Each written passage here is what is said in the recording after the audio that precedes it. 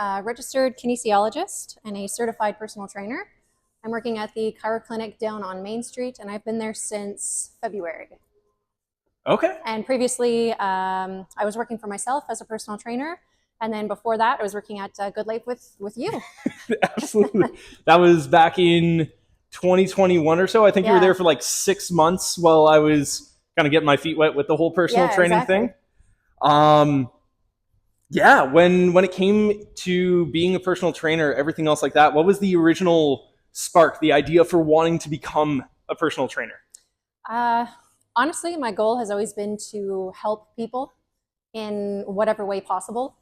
Movement has always been very, very important to me. I've been doing sports my entire life. So it was really just a natural fit, was helping people through movement. Okay, sweet. Yeah. And kinesiology, that's what most of your education has been based around, right? Yeah, with this type of industry going into it from a kinesiologist perspective, is there anything that you're super thankful for having that experience, the education first off, and then diving into the field? Is there anything that you wish that you can kind of tag on into it? Oh, so like starting off like almost as a personal trainer and then jumping into kinesiology. Kinesiology and everything else, yeah. Yeah, absolutely. The biggest thing is that progression isn't always linear. Regardless if that's for somebody who wants to lose weight, if somebody is looking to increase their numbers in their big 3 lifts, if somebody is in a car accident, you are going to have those progressions and then a setback and then a progression and then a setback. And so the most important thing that I tell my clients is that you might feel that you're not progressing, but if you look back and you scale it back, you'll see if you started here, but you're here now, even if there were some drops, you're still better off than you were. Right. Because you and I, when you first got here, we were chatting about your deadlifts, it was?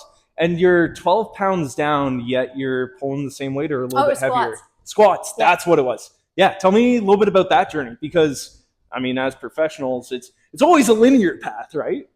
So. Well, I mean, you hope for it, but that's not always the case. Gotcha. Yeah. Yeah, so right now what I'm focusing a lot on is running and calisthenics. Okay. And so honestly, the squats was kind of a surprise. I just decided to put some weight on the bar. As I mentioned, I did hurt my back a couple of years ago, so I was staying away from squats for a little while.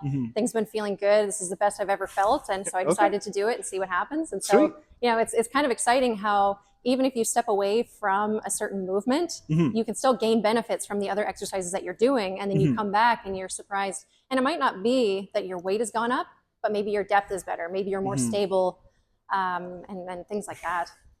Definitely. Yeah. When it comes to the workout for today, I know that we were talking about deadlifts. Is there anything else that you're looking to toss in there? We can either keep your RDLs in, take them out, whatever else. Yeah, we'll start with some deadlifts, see how it feels, and we can do some other leg work from there. See how it goes. Okay, cool. Alrighty then. Sharing a bar, is that what we're doing? We could, or I take the rack on the right hand side. Honestly, that might be maybe we'll do a decent option there. What's your deadlift right now?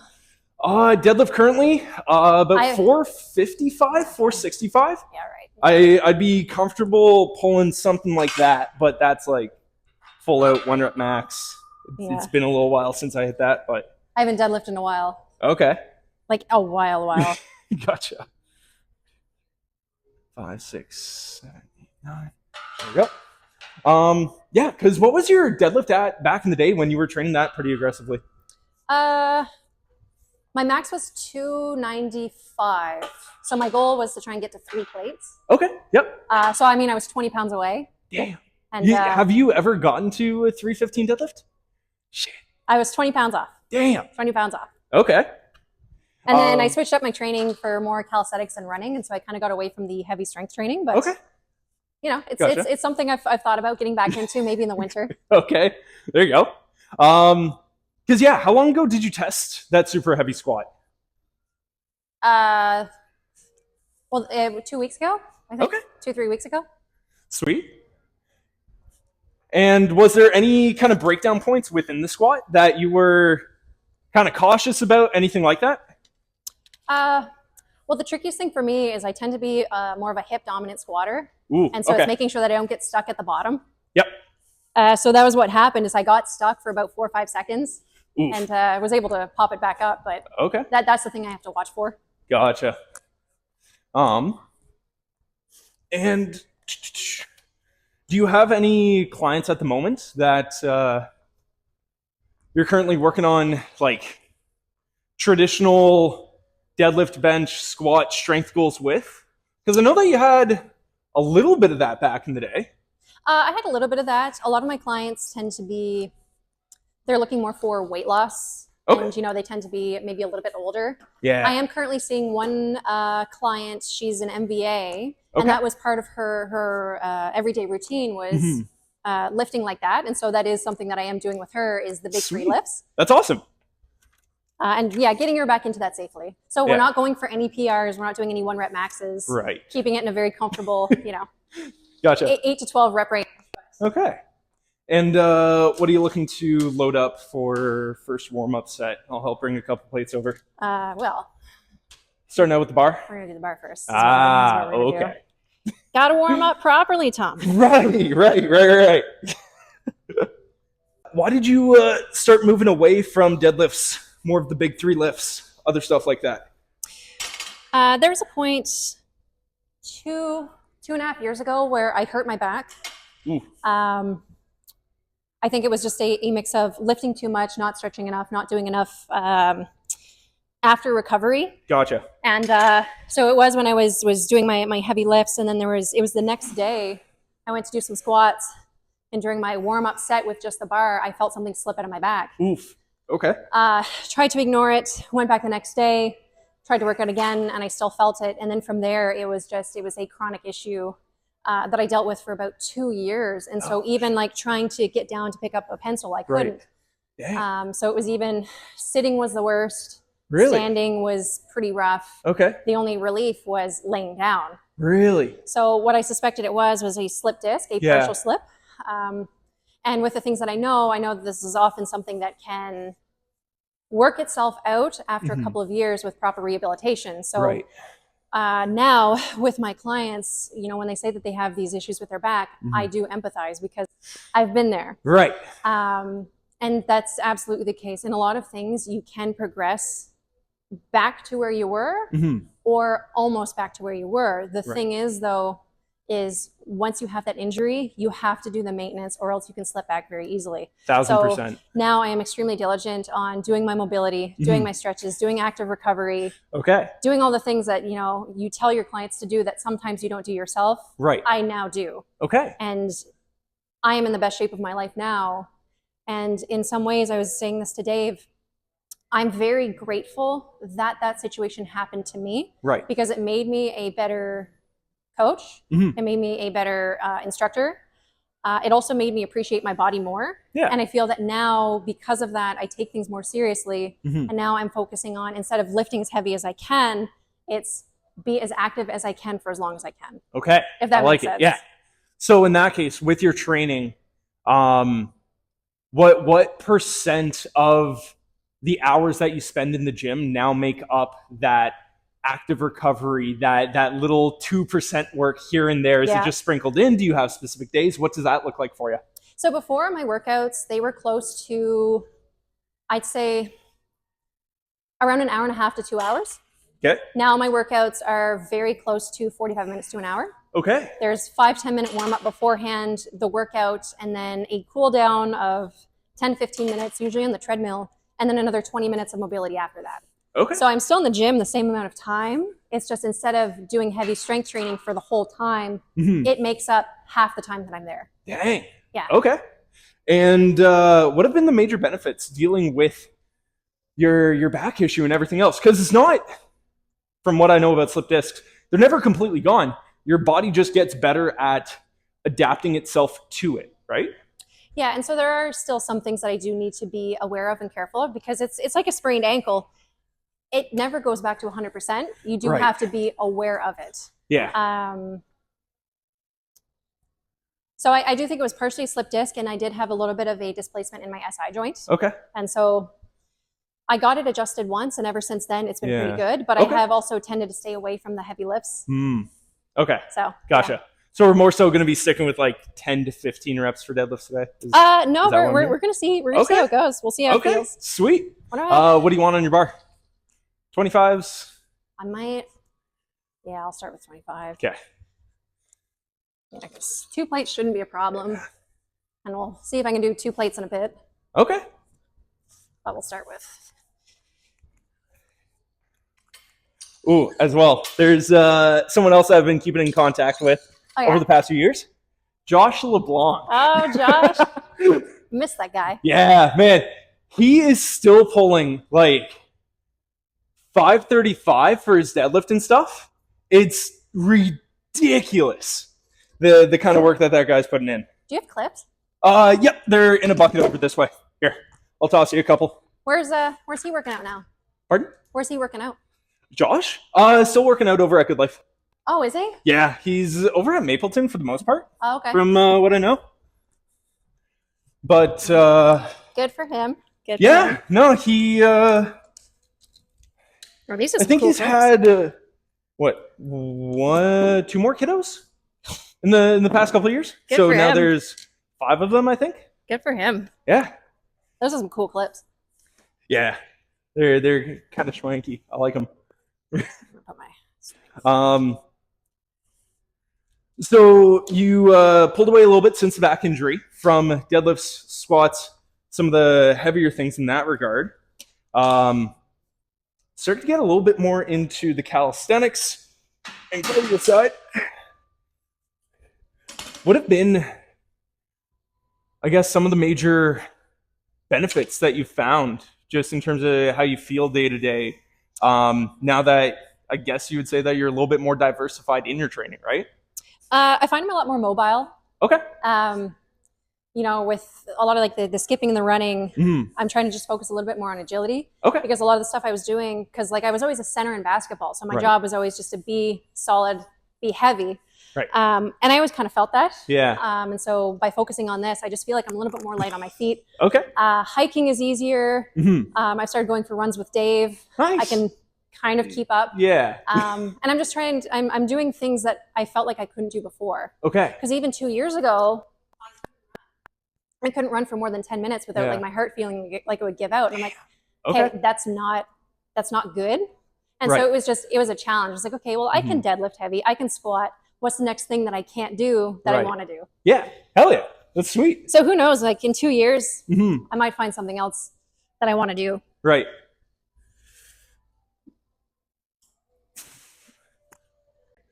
Now, with a handful more of your clients being, I guess, more that rehab focus from the major accidents who are going through insurance to be able to see you, even getting something like deadlifts back into their programming, what are your thoughts around it? Is it something that people should train post-injury? Is it a reasonable exercise for most people to get into? Is it something that only if you're getting into powerlifting or Olympic lifting that you should really be training? What are your thoughts around all that? I think the more important thing is understanding that there's a lot of very functional basic movements that everybody should be able to do. Right. So breaking it down from even a deadlift is a hinge. Right. So if I have somebody who is 70 years old and they're buying groceries by themselves, I want to make sure that they can hinge to pick this up safely without their back hurting. Right. I'm currently working with a client. She's in the RCMP. Okay. And because of her work, she was telling me that her back will seize up if she tries to get something out of the fridge. That is not okay. Right. So sometimes when people hear that, they get scared and they don't want to teach that movement. But the reality is sometimes those seizings happen because the body is scared of it getting hurt. Right. So it seizes before it even happens. Yeah. And so you have to learn how to teach that safely so that they can do it, because that is a movement we all need to do. Oh, 100%. So will I get everyone doing a barbell deadlift? Probably not. But a hinge of some kind with a kettlebell, Yeah. From dumbbells, like an absolutely. elevated absolutely. surface, anything like that. Barbell, it's just fun. Right. So I always recommend it. Yeah. And like, it's pretty accessible. You can find it in most places. And at that point, if you can elevate the barbell as well, I mean, people are going to have to pick up things in front of them. The biggest, Those are the plates. yeah, these are the 45s. Okay. The biggest thing that I kind of see a deadlift for, and for training somebody pretty well on, is moving day. When you have that one day out of the year that you're either helping a friend move or you yourself are moving, guess what? There's probably going to have to be a couch that you need to pick up. So if your body is able to sustain picking up 100 pounds off the ground from a deadlift position or something close enough to it, you know what? You're probably going to be covered for most scenarios in life. Oh, I think I took one. You still missed it. There you go. Yeah, absolutely. And so it's teaching them to be comfortable in a hinge and in a squat position.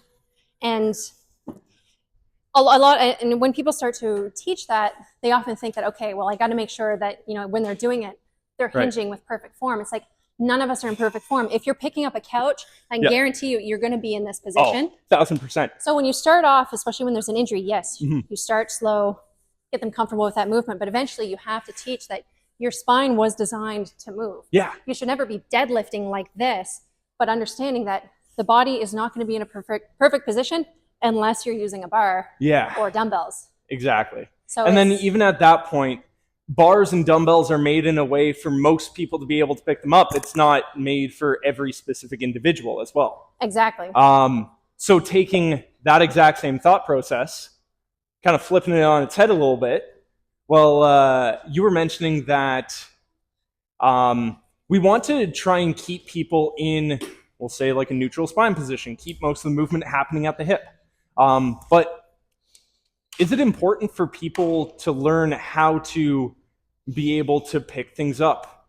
Again, properly programmed for the individual in front of you, but to be able to pick things up with a rounded back every so often.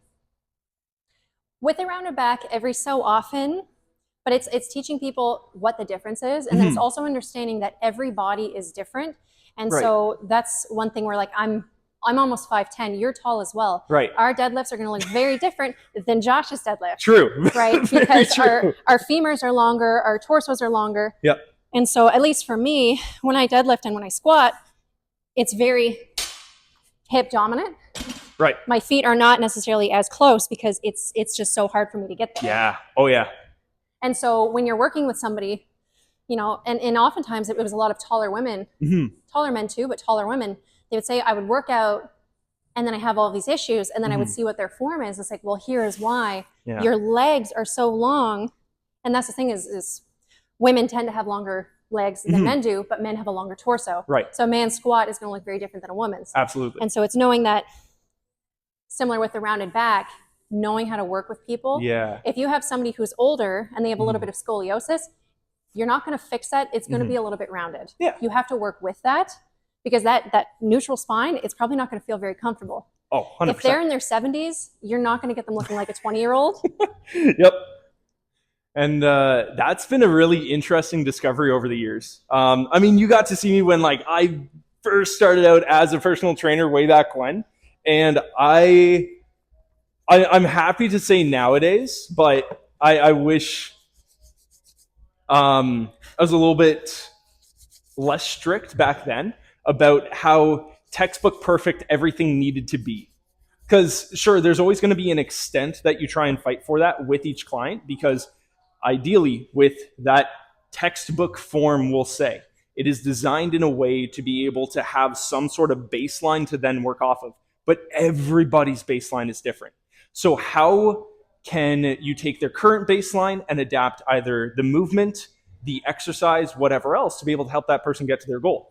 Just because somebody wants to do an overhead press, or just because it's programmed that way, doesn't mean that you can't switch it to a completely different modality of either focusing more on the tempo work or working more with unstable implementations of weights and other things like that. It just depends on what that person needs. And that is the whole nuance to everything that we do that really starts getting people further ahead, right? Well, and that's the really exciting thing and frustrating thing about what we do is there is a million ways to get to the same goal. But when somebody asks a question, my answer is always, it depends. Right. That's always the case. It depends.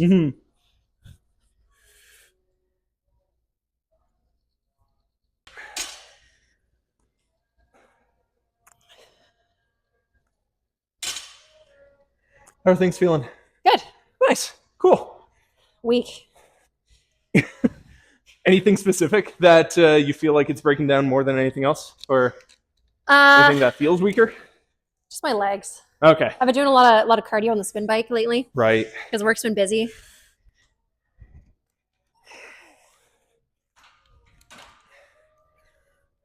So basically I have like 25 to 35 minutes to just burn as much as I can. There you go. Ooh. Since we're doing a little bit of reflecting, is there anything that you wish you could have told younger Cailin about when she first started out as a trainer or going into kinesiology?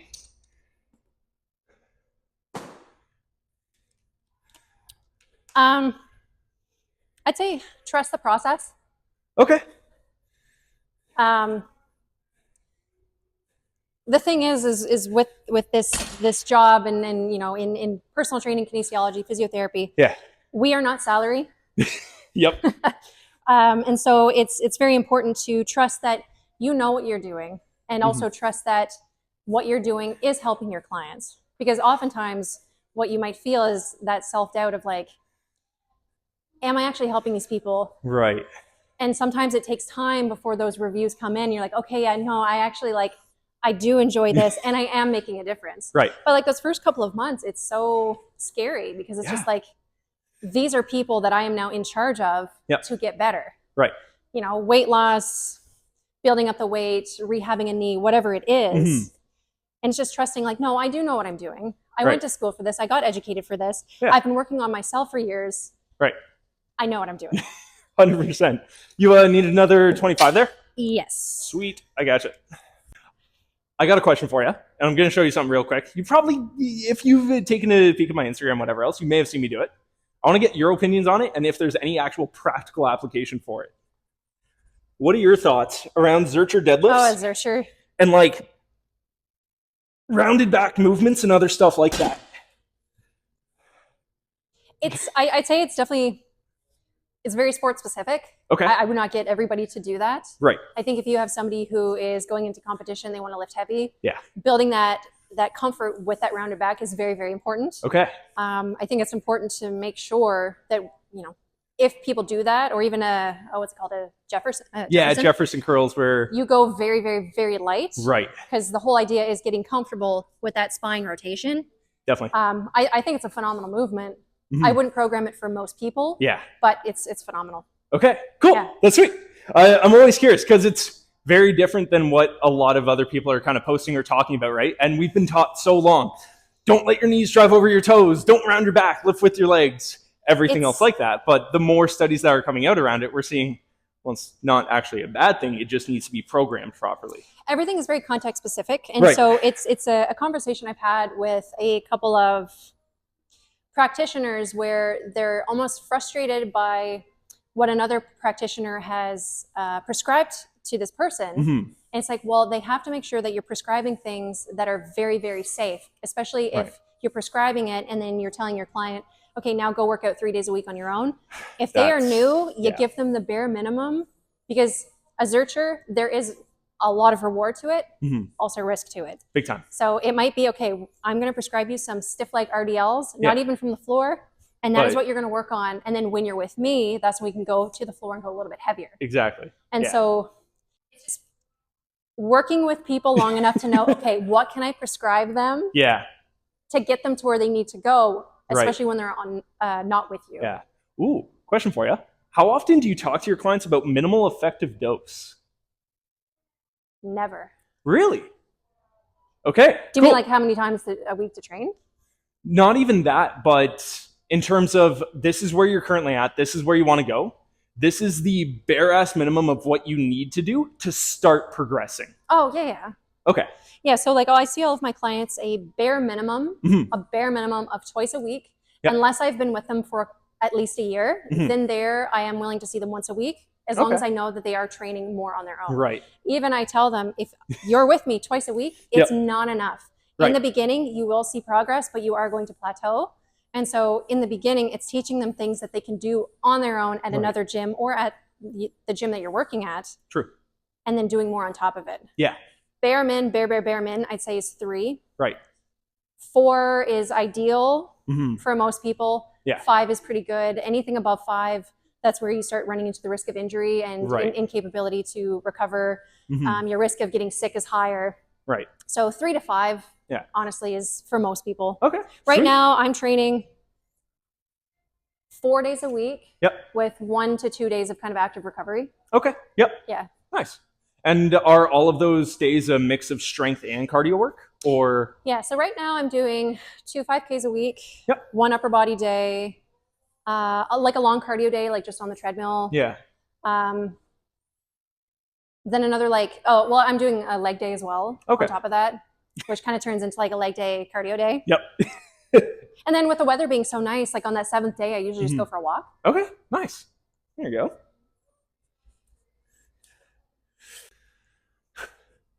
Any competitions, events, anything else like that you're prepping for? Right now, no. Gotcha. With a new job in February, I've just been really focusing on hitting the ground running there. Right. But eventually, I would like to join some run clubs, probably. Okay, there you go. Well, I joined 3 about 2 weeks ago. Okay. That's been a bit of an adventure. Honestly, I haven't gone probably as much as I would like to. Just between trying to manage keeping certain things going here, working with clients, and then also fitting the running in on top of all of that. Yeah. And there's like twice a week that each club will go out. So then you just find where you can kind of slot yourself in. Yeah, I'm gonna have to look into that. If you're already above a 6-minute pace for your 5 kilometers, La Run Club in Moncton here is probably going to be a really good spot for you. I'd say they definitely have like more advanced groups and stuff there out of the rest of the run clubs. But I really kind of like the Moncton Run Club. Yeah. And the Riverview one isn't too bad either, because it's like 5 to 8 kilometer runs most of the time.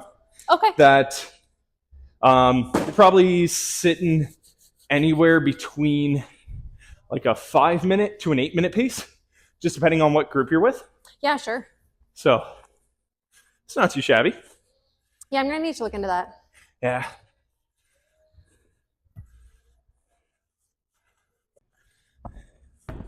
And then when you did get a slip disc a little while back, where approximately was it? It was lower into like my lumbar SI area. Ooh. Yeah. And so it was really tricky because it was like an area where like it would shoot down into my glute sometimes. Sometimes it would go a bit lower into my foot. Sometimes it would stay localized. It was very, very frustrating because like with injuries like this, like you can palpate and the pain almost moves around. Yeah. Just because of how much actually does move around that area, right? Exactly. Yeah.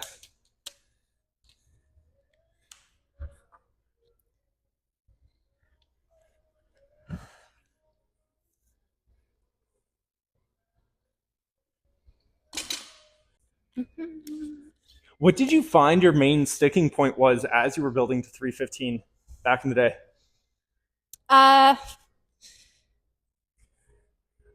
Off the ground or past the knees? I tried it. I could get it off the ground. Yeah. I would get it stuck at about here. Really? Yeah. Okay. There's one time I got it like to about here. Yeah. And that was my limit. Interesting. Okay. Would you want to try something as we build a little bit heavier? What were you thinking? Just in terms of when you start to lean back in your deadlift.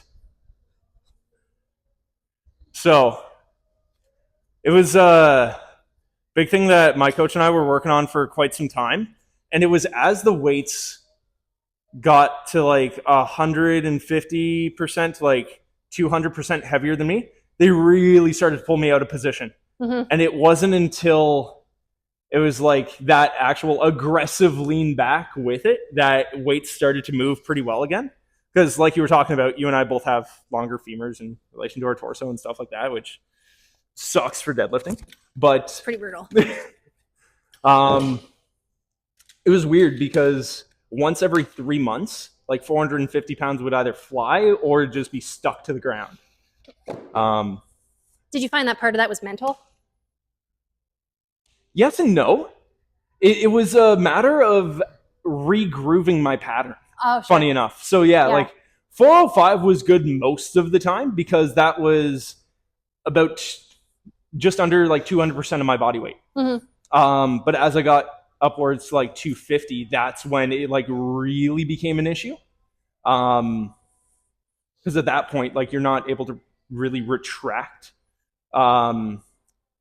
anything in your back or like squeeze your shoulder blades together, whatever, because you're just going to get pulled out of your position. So at that point, how do you just allow your body to get strong in that lengthened position and then work with it, right? Yeah.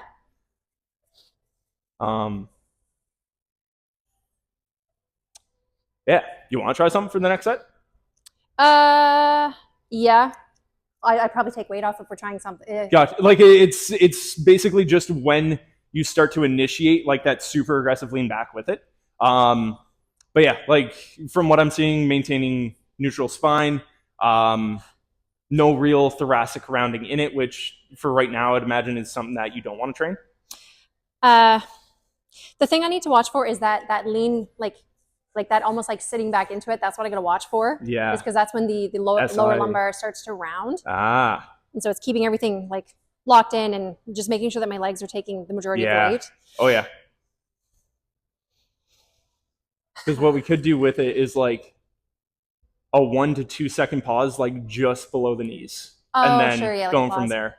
Yeah. Yeah, I can do that. I'd probably take some weight off though. Oh, okay. Yeah. Post-injury, a lot of things tend to be more mental than physical. Because it's just like, I was doing 295. Yeah. This is only 225. This is nothing. Right. Yeah, so of course. I had a client actually this week. It's funny. We're working on his bench and he had a shoulder injury. It's much better now. Okay. And so his goal is to get to 200 pounds. I think he can do more, but the first goal was just getting him to a plate. Right. And so last week, we put it up to a plate, but when it was at 120 pounds, he could rep it out. But as soon as it was a plate, he kept failing it. Right. So this week, I knew he could do it, and so I just had him talking.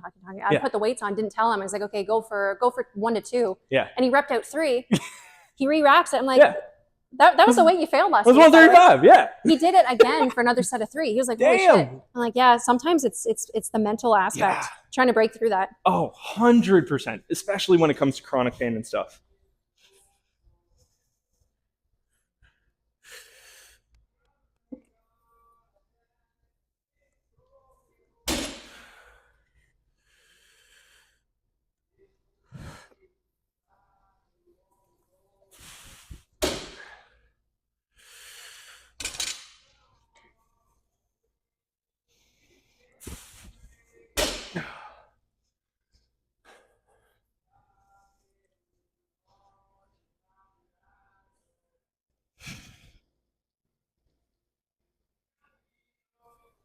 There we go.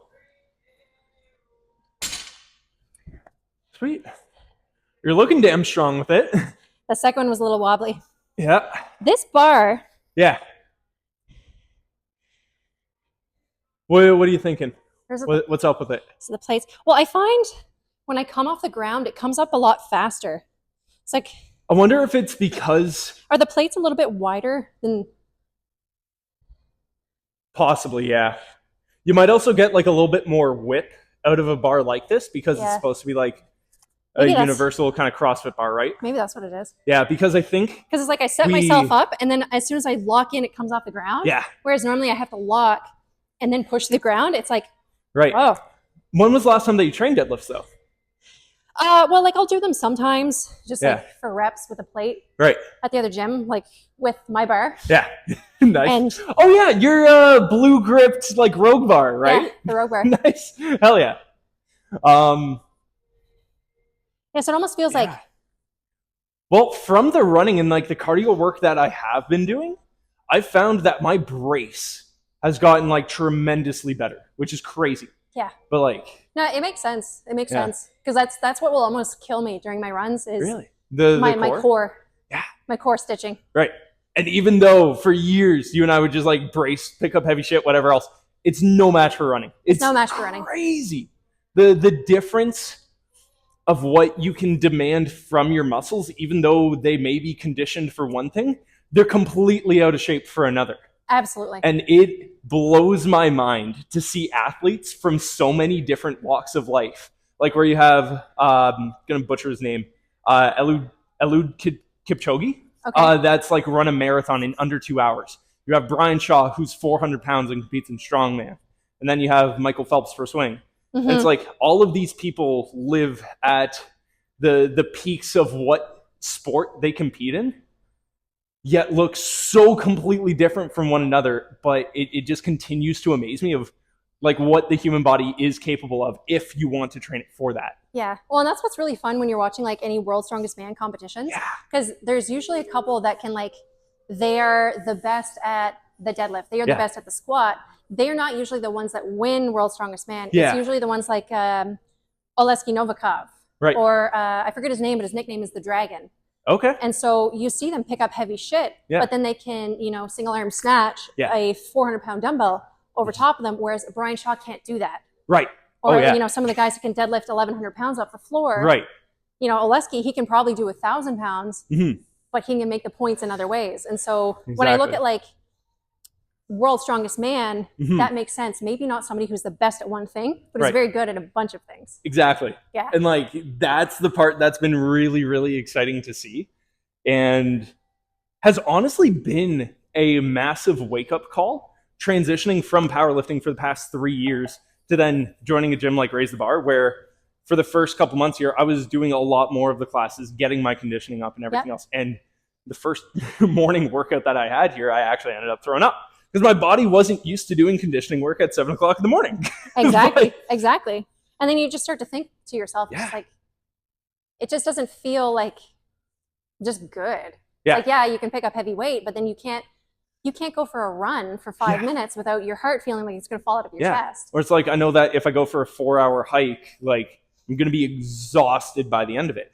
So I was always afraid of getting into the running and the conditioning and cardio because of how much everybody talks about, oh, you're going to lose muscle mass, you're going to lose strength. And I don't know, I'm still like hitting 90% of what I was previously. And now I'm also running 20, 30 kilometers a week. Yeah, exactly. So it's pretty cool. And it goes the other way too. Like if you're exclusively running, I would recommend you got to start incorporating strength training as well. It's so 100%. Important. Yeah. A lot of people, if their goal is to lose weight, they really want to focus a lot on the cardio, which is very important. It's very important.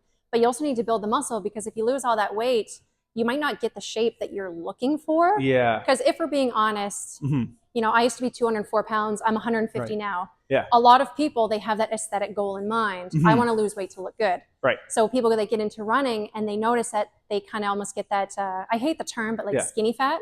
Yeah. Yep. And it's because they're not building the muscle. They don't have that foundation underneath it for the rest of the tissue to sit on top of. And when that's not there, sure, you've lost weight, but now you don't have much of a frame underneath it, which is kind of shitty. Yeah. And like, there's a ton of people who put a lot of focus and emphasis on it for the aesthetic side of things for their training, which I think is fine. And it's to be expected to an extent when, whether we want to admit it or not, every single person on this earth is judgmental towards one another. It's the nature of our being. We judge, we compare, everything else, right? I always encourage people, just be honest in what your goals are. And so it's like the most important thing is to make sure that your goals are holistic. Holistic goals, it's been shown time and time again, those are the ones that are maintained. Right. But we also want to look good too. Yeah. And so just be honest. If people say like, I want to be able to hike with my kids. Yeah. But then I will joke with them and I'll say, we're going to do a lot of glute work for that because I know the ladies love to work glutes and they love it. Oh, absolutely. And, same with the guys, like, we got to work on their shoulder stability. I'm going to throw in a couple bicep curls in there for them. They like it. Why not? Of Why course. not? At the end of a session, if you can get a guy cranking out some bicep curls, he's going to have a massive smile on his face. Exactly. Like any excuse to do them is a good one. Yeah, you were doing like heavy deads 3 times a week. How did the 225 feel there? It felt good. It felt good. What's a very interesting and tricky point in somebody's recovery is knowing the difference between pain and instability. Okay. Or like a discomfort that you can work through. Right. This, no pain, no discomfort, but it was very shaky. Everything on the right side. It felt good. It felt very good to work through that. Right. And it's just gradually working up from that point. Yeah. As long as things don't feel more unstable. But as long as weight goes up and it feels more and more stable, then that's kind of the green light for yourself as of right now. Yeah, and so what I found even with the squats was all winter I was focusing on cardio. And so I would just go to the gym and just do a 5K on the treadmill. Right. That was all I was doing was run. But then I wanted to, it was raining some days. And so I decided to do some squats. And like a plate felt okay. Yeah. Kind of uncomfortable. Right. And so I would do as many as I would do a set at that weight where it was uncomfortable, then work my way back down. Then the next week, it was like, okay, well, that's not too bad. I'll put a little bit more on and a little bit more on. And that's where I was able to get back to 2 plates. So honestly, with deadlifts, with how that felt, I could probably try this again next week and get more reps in. Sweet. It's just building that movement pattern back up. The exciting thing is sometimes my clients will have a setback. I don't think you were working as a trainer yet during the pandemic, like during 2020, where we were closed. I was towards like the tail end of it, like the second half, because we shut down once while I was selling memberships, and then again later in January after I had already become a trainer. Yeah, so during that 4-month break, my clients would text me freaking out where they're like, I've done all of this work and I'm going to lose it. And so it was a matter of telling them, once you get to a certain point, to get back there again is so much faster. Muscle memory is a beautiful, beautiful thing. It's insane. And so, if somebody goes away for 6 weeks and they're like, oh, well, I'm not going to have access to a gym. Right. You will get back to your weights within 2 weeks. Yeah. I guarantee it. Especially if you're pushing yourself hard, like striving for what you used to do. I think it's even within a year-long time period. For the time that you take off, it will typically take about half the amount of time at the effort that you were working at previously to be able to gain that either muscle mass or strength back. Exactly. And then even the maintenance work to be able to keep that weight or the muscle mass or strength or whatever else. You still got to hit the intensity points for it. But I'm pretty sure from just reading studies and whatever else, it's like 1/8 the total volume of work that you need to do to be able to maintain whatever it is you've already accomplished, which is That's exactly amazing.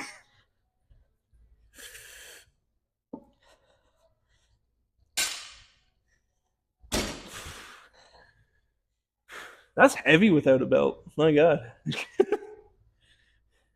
got that 3.5?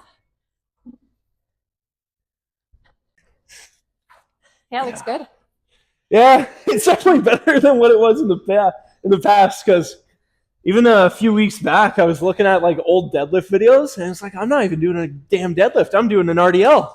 My God, my hips were so high up in the air. It was ridiculous. Deadlift it can be a tricky movement for people to learn. Oh man, trying to teach people the hip hinge. The hinge? Yeah, it can be a pain for some. I have like a couple tools in my toolbox that I'll pull out for that kind of stuff, but it's definitely by far one of the hardest things to teach for people that have very little proprioception or just experience with activity and exercise and that kind of stuff. Yeah, well, it's why I believe that there's so many back injuries that occur. Right. It's because people don't know how to do that movement safely and properly. Yeah, because they don't know how to do it. They haven't had experience with it prior, and they think they're strong, so then they just end up loading it up too heavy too quick. Exactly.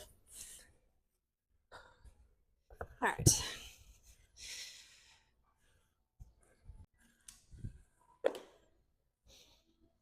When you're running, how much do you focus on cadence? Honestly, not a ton, but I did look back at some of my most recent runs, and my cadence only changed by 5 to 10 steps per minute. What was your cadence? I think it was like 138 to 147, somewhere within that range. You're going to want to bump that up. You're going to want to bump that up a lot. Those are rookie numbers. Damn it, Cailin. Where should I be at? Minimum 160. Really? Minimum 155, 160. I promise you. Yeah. It will make your running so much easier because right now you have long legs. Oh, yeah. So you're going. Yeah, and I'm just kind of galloping with all of that energy is going into the ground because you're hitting the ground hard for a long time. Right. And you're burning all that energy in these muscles. Yeah, and just trying to absorb that impact, right? Well, you're basically running, we run like a gazelle. And so what you want to do is instead of focusing on stride length, is you want to keep your feet under you. Right. You want to be leaning forward. Yeah. Focus on your cadence first. Right. And so it's going to reduce your ground contact time because you lose a lot of energy. I mean, it's basic physics. Yep. The harder you hit, you're losing all that energy. Yep. And so you want to be lighter. Yep. Focus on your steps. Okay. And it, like, do you ever get discomfort in your hip flexors when you run? Honestly, hip flexors, not really. If anything, the major thing that stops me when I am running is either just the lactic acid buildup because I've either pushed too hard on hills, typically calves and quads. Okay. Yeah. Done. And then yeah. Yeah. So if I can pick up my cadence, that should help out for calves quite a bit. Significantly. Okay. Sweet. And then, other than that, if I'm in zone 2 or zone 5 for too long, then I start to get stitches in my sides, but I believe that just has to come from experience over time. Well, and another part of that is that contact. Like the harder you hit, the more that's going to go into your stitch. And so you want to keep yourself light and focus on your cadence. Okay. And then once you get your cadence comfortable, then focus on increasing your stride length progressively from there. Gotcha. Because I found that as soon as I did that, I was actually able to run a 5K without the stitch. Okay. And then run faster and faster and faster and faster. It was like night and day. And your cadence stayed the same as you ran faster? Or did that go up slightly? The cadence... Because were you just able to generate more power from each step as your body got more conditioned then? Right now, my cadence is anywhere between like 172 and 180. Okay, yep. Because there's that desire of like those last like 30, the last kilometer where you want to run as fast as you can. And so you're increasing your stride length and your legs. Right. That's when you're going to hurt your hip and also get that stitch. And so it's learning how to run faster while keeping your cadence the same. Okay. You were talking about adductors earlier, right? Yeah, it's pretty brutal. Let's get you in there. See how it feels. You may want to put your shoe on for a little bit of extra grip to pull yourself back up. For the most part, what I try and keep in mind for this is that's low. The more or the straighter my outside foot is. Is that your foot or your knee on there? Knee. There you go. Yep. So the straighter the right foot is. There you go. With the front of the room, the more adductor it's going to be. If you start turning that foot out, it's going to start engaging a little bit more hamstring with it. So I want it here? Yep. But not there. Here. If you do turn it out, it's going to recruit a little bit more hamstring with it. What? There you go. Yep. So you're going to have to create a little bit of tension right from the get-go, pulling your right foot in towards your left knee. And then just think of it as a squat where you're hinging forward as you're allowing that left knee to drive out. Pause for a few seconds and then come back up. And we're just going to try reaching a little bit further with each and every rep here. This has been incredibly helpful, honestly, for my squats. Just getting my hips to open up in that bottom position while keeping my adductors in, well, I guess with this, you can train them in either more of a lengthened or shortened position, but it is brutal. It's great, though, because you try and do a lot of other things with sliders, right? And it's okay, but sometimes if you're not keeping constant pressure, then things start to fall apart a little bit. Is my foot good there? Yep. There we go. And then just going into a really heavy hinge as you stretch. Trying to keep that left knee as straight as possible as you pull yourself back up. So yeah, this is one that I found out a few years ago that just made working adductors incredibly accessible. This is brutal. It's bad. It's really, really bad. But like, Ugh. it doesn't take much. No, is the big thing. That doesn't take much. Yeah. Wow. And then again, depending on your history of hip injuries, anything else like that, strained muscles, you can always go into it with a bent knee on the right leg and try and go into it that way. Yes, you're still using more hamstrings, and honestly, I feel my glutes firing hard to pull myself back up with it. Or you can just isolate your adductors a little bit better as you're going through the movement that way. Yeah, that's pretty good. I'm going to have to start incorporating that. And then if you're looking to train splits a little bit better, you can hang out in the bottom position. Same idea. But that's actually why I had brought these blocks over for working on the splits. Again, just starting in that long lunge position.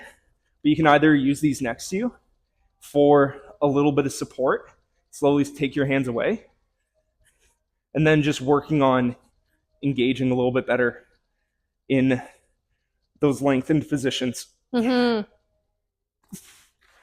But yeah, you want to give that a shot for a second?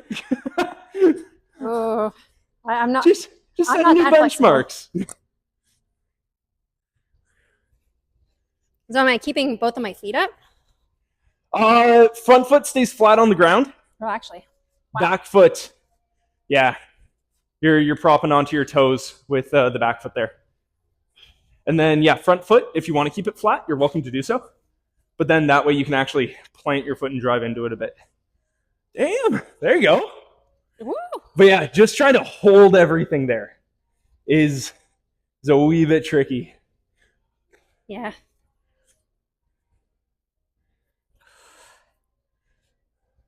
I find with most of it, I have a tendency to make the movement more difficult or continue advancing it by shifting my back foot further back more and more each time, just because that's going to challenge my hip flexor.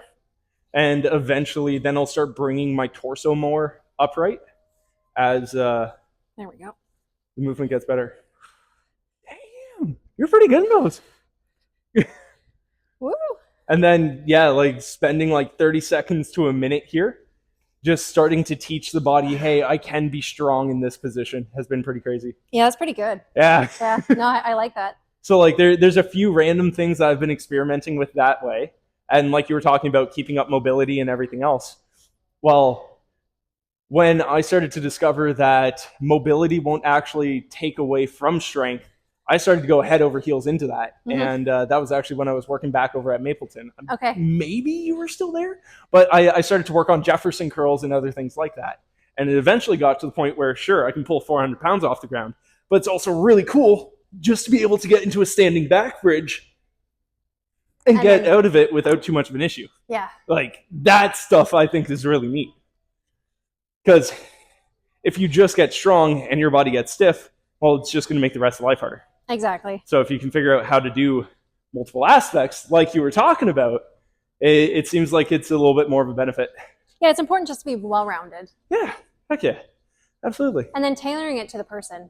Oh, 100%. And like, that's what I'm hoping somebody can kind of take away from the videos, podcast, everything else that we do. Because it is complex. It's never just a one-size-fits-all cookie-cutter program for anybody, right? Yeah. And depending on where somebody is, that cookie-cutter program can either set them back multiple years, depending on how long they're on it, or how hard they're sticking to it because of where their beliefs are and where they should be training, rather than going and talking to a professional who's been doing it for years and has the credibility behind them to be able to say, well, this is actually what I need you doing if you're looking to progress in these things. And it doesn't take much, but it's really just a matter of finding the right dosage of medication, we'll say, or physical activity for the goals that they're looking to accomplish.